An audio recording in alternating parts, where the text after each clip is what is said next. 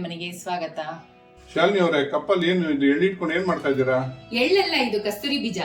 ಕಸ್ತೂರಿ ಬೀಜನ ಕಸ್ತೂರಿ ಬೀಜ ಇಟ್ಕೊಂಡು ಏನ್ ಮಾಡ್ತಾ ಇದ್ದೀರಾ? ಕಸ್ತೂರಿ ಬೀಜದಲ್ಲಿ ಒಂದು ಸಲಾಡ್ ಮಾಡ್ತಾ ಇದೀನಿ. ಕಸ್ತೂರಿ ಬೀಜ ಸಲಾಡ್ ಏನಂತ ಬೆನಿಫಿಟ್ಸ್ ಇದೆ ಕಸ್ತೂರಿ ಬೀಜದಲ್ಲಿ? ಕಸ್ತೂರಿ ಬೀಜದಲ್ಲಿ ತುಂಬಾ ಬೆನಿಫಿಟ್ಸ್ ಇದೆ. ವೆಯ್ಟ್ ಲಾಸ್ ಮಾಡೋಕೆ ಸಹಾಯ ಮಾಡುತ್ತೆ, ಬಾಡಿ ಹೀಟ್ ರೆಡ್ಯೂಸ್ ಮಾಡುತ್ತೆ, ಗ್ಯಾಸ್ಟ್ರಿಕ್ ಅಸಿಡಿಟಿ ತುಂಬಾ ಒಳ್ಳೇದು. ಅದರಿಂದ ಇವತ್ತು ಒಂದು ಸಲಾಡ್ ಮಾಡಿ ತೋರಿಸ್ತಾ ಇದೀನಿ. ಬನ್ನಿ ಹೆಂಗ್ ಮಾಡೋದು ಅಂತ ಮುಂದೆ ವಿಡಿಯೋದಲ್ಲಿ ನೋಡೋಣ. 1-2 ಸ್ಪೂನು ಕಸ್ತೂರಿ ಬೀಜನ ನೆನೆಸ್ಕೊಂಡ್ಬಿಡೋಣ. ಇವಾಗ ಇದು ಮುಳುಗೋಷ್ಟು ನೀರು ಹಾಕೋಬೇಕು. ಇವಾಗ ಇದು ನೆನೆಯೋಷ್ಟೊತ್ತಿಗೆ ಬೇರೆಲ್ಲ ರೆಡಿ ಮಾಡ್ಕೊಂಡ್ಬಿಡೋಣ. ಶಾಲಿನಿ ಅವರೇ, ಹಸಿ ಖರ್ಜೂರ ತಗೊಂಡು ಏನ್ ಮಾಡ್ತಾ ಇದ್ದೀರಾ? ನಾನ್ ಮಾಡ್ತಾ ಇರೋದು ಹೆಲ್ತಿ ಸಲಾಡ್ ಅಲ್ವಾ, ಅದಕ್ಕೆ ಖರ್ಜೂರ ತಗೊಂಡು ಅದಕ್ಕೆ ಬೀಜ ತಕೊಂಡು ಇವಾಗ ಸಣ್ಣ ಕಟ್ ಮಾಡ್ಕೊಂತ ಇದೀನಿ.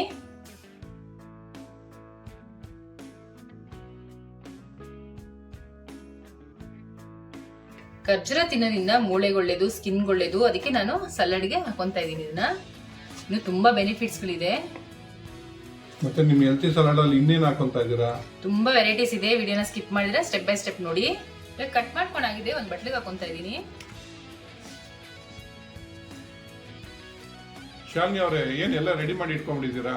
ಹೌದು, ಸಲಾಡ್ ಮಾಡೋದಕ್ಕೆ ಎಲ್ಲ ಪದಾರ್ಥಗಳು ರೆಡಿ ಮಾಡಿ ಇಟ್ಕೊಂಡಿದೀನಿ. ಬನ್ನಿ ಇವಾಗ ಒಂದೊಂದೇ ಪದಾರ್ಥಗಳು ಹಾಕೊಂಡು ರೆಡಿ ಮಾಡ್ಕೊಳ್ಳೋಣ. ಸೌತೆಕಾಯಿ ಕಟ್ ಮಾಡಿ ಇಟ್ಕೊಂಡಿದೀನಿ, ಅದನ್ನ ಹಾಕೊಂತ ಇದೀನಿ. ಕ್ಯಾರೆಟ್ ತುರಿದಿಟ್ಕೊಂಡಿದೀನಿ, ಅದನ್ನ ಹಾಕೊಂತ ಇದೀನಿ. ಶಾಲಿನಿ ಅವರೇ, ಏನು ದ್ರಾಕ್ಷಿನೂ ನೆನ್ಸ್ಕೊಂಡ್ಬಿಟ್ಟಿದ್ದೀರಾ? ದ್ರಾಕ್ಷಿನ ಈ ತರ ನೆನ್ಸಿಟ್ಟು ಹಾಕೊಳ್ಳೋದ್ರಿಂದ ತುಂಬಾ ಒಳ್ಳೇದು, ತಿನ್ನಕ್ಕೂ ತುಂಬಾ ಚೆನ್ನಾಗಿರುತ್ತೆ.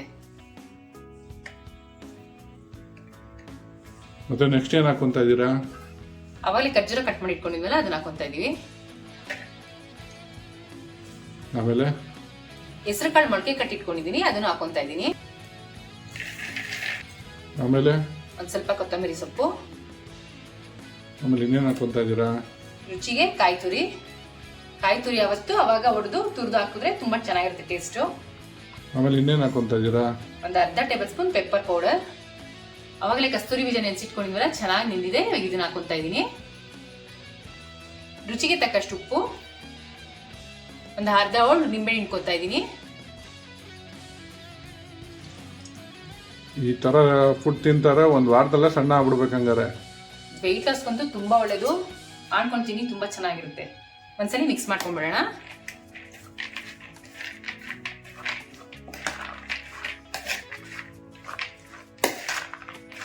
ಸಲಾಡ್ನ ಹಂಗೆ ತಿನ್ನೋಕ್ಕೂ ಚೆನ್ನಾಗಿರುತ್ತೆ.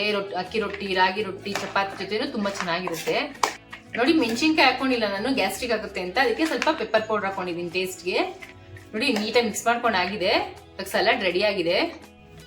ಕಸ್ತೂರಿ ಬೀಜದ ಸಲಾಡ್ ರೆಡಿ ಆಗಿದೆ. ಟ್ರೈ ಮಾಡ್ಬಿಟ್ಟು ಹೇಗಿತ್ತು ಅಂತ ಕಮೆಂಟ್ ಬಾಕ್ಸ್ ಅಲ್ಲಿ ತಿಳಿಸಿ. Thanks for watching our video.